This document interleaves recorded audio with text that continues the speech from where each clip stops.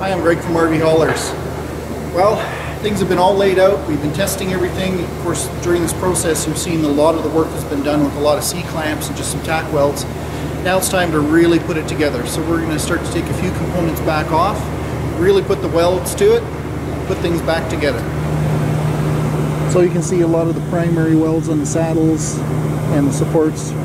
Those have all been done here, and we're going to put this back onto prints. One of the other important considerations with any build like this is not only how does it go together, but how do you get it apart later?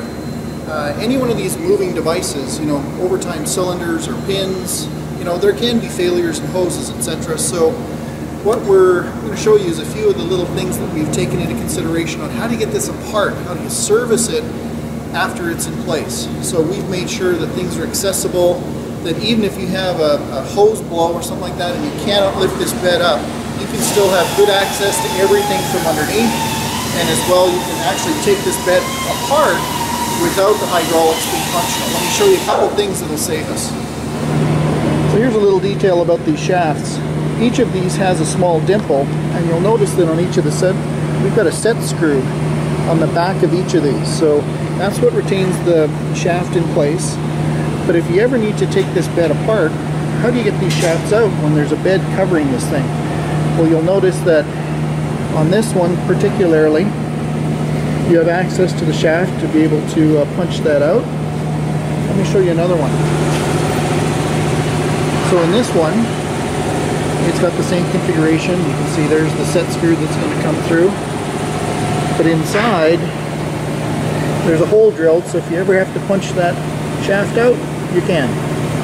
Careful consideration has also been given to just the position of where the pump is. We're going to be putting it on the driver's side in behind one of the storage boxes, but as well we fabricated covers for it, and with 2 bolts we'll be able to drop the cover off that protects the pump and gain access to the pump and the hose connections.